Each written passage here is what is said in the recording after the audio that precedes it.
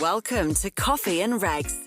So one of the things that I really wanted to talk about today is the use of technology, how we can expand compliance programs, make things efficient. And one of the biggest solutions that's out there, and I say big in terms of not just responsibilities, but just use throughout the market, is a code of ethics system.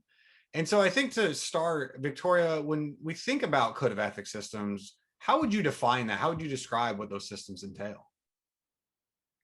Well, it seems like a great place to start, Dan. From a very high level, a code of ethics solution is a technology platform that enables a firm to streamline its management of code of ethics reporting and monitoring through an online solution. The system provides a rules-based interface that automates the requirements of your code of ethics with separate permissions for users, folks in the business, versus your compliance personnel. Now, while the specific functionality, interface, costs, and customer service support will vary, amongst other factors, they all have core features that can help save time for compliance personnel and the business, and they enable improved oversight and surveillance of compliance with the requirements of your code. So what does that really mean, right? Well, in my opinion, the heart of a code of ethics solution is the functionality that supports reporting and monitoring of personal securities transactions, right? This is a cornerstone of the code of ethics. There is no greater joy than eliminating the review of paper statements.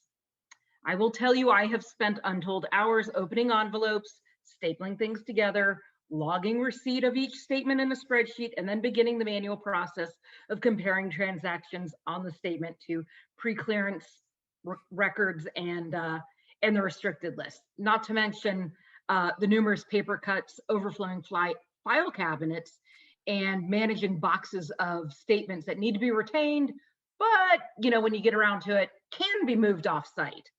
So a code of ethics solution. Well, it's not. I was going to say, it gets rid of those things, Dan. Well, and not just though for compliance. Like, I think it's important to note that for compliance to review those paper statements, right, which is a terrible process, the employees are the ones have to print it off sometimes, or they have to go and hound their spouse and whatnot. So I think that it isn't just the ability to digitize for the compliance. I think it's for the employees as well. Well, you're always taking their side, aren't you, Dan? I like to think about myself. The business is important to me too.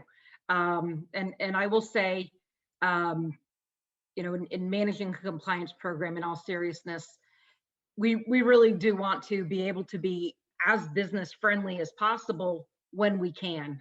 Those opportunities can be rare. And as you mentioned, the code of ethics is one of those areas that touches everyone, and it touches them frequently. Besides the personal securities transaction reporting, code of ethics solutions also support pre-clearance functionality. So great to get all those statements in, but there's another part of the rule that talks about pre-clearance of IPOs and limited offerings. And many firms adopt additional pre-clearance requirements that are applicable to their firms. So if your firm prohibits investing in ETFs without pre-clearance, guess what? You can set up a rule in the system to flag any transactions in ETFs where there's not a corresponding pre-clearance request and approval. The systems really enable you to build the rules around how long pre-clearance approval lasts as well. So if your rule is that pre-clearance is valid until the close of business on the day of approval, but the corresponding transaction occurs on the next day, guess what? The system will flag it. If your firm maintains a restricted list, the code of ethics platform will flag any transaction in restricted security. So there's a lot of flexibility and functionality around the whole personal securities transaction reporting, pre-clearance, and related workflow. Basically, you build the rules. The system is there for you to provide that support and eliminate those manual processes of identifying when a violation may have occurred. Another great functionality is around the automation of the code of ethics, they're all code of ethics, around the requirements to complete attestations and certifications. So, if you're not in an online environment, you're probably emailing out the forms. Folks print them up, fill them out, maybe they scan them, email them back. It's really a fantastic experience. Code of Ethics platform will get rid of all that. You have a fully automated online system, sends out the form. By the way, they can also be built with these lovely yes/no decision trees. So if you're filling out attestations and something doesn't apply, you can move right on. Most codes also require some sort of reporting and pre-clearance for gifts and entertainment at certain dollar thresholds, political contributions, outside business activities, other conflicts. And the Code of Ethics platform can be customized to support these pre-clearance requests and approvals, as well as enabling tracking of cumulative thresholds.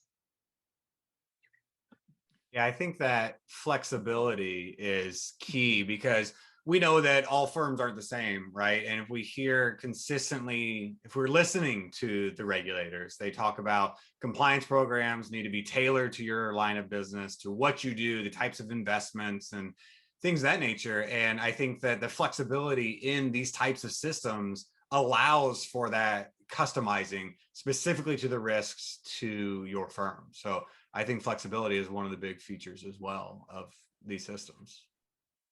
Yeah, absolutely. And you know what, while the functionality really is the sexy part, you mentioned the regulators, they really love the fact that there's an audit trail. So everything that's done in the system is time-stamped. Every activity that takes place, there's a record that's created. It's worm compliant. We know they like that, but the system itself, by having everything online in one place, it means that you and the business users have a central place to keep track of the requirements once they're completed, and of course when the deadlines to complete are approaching. This has been another episode of Coffee and Regs.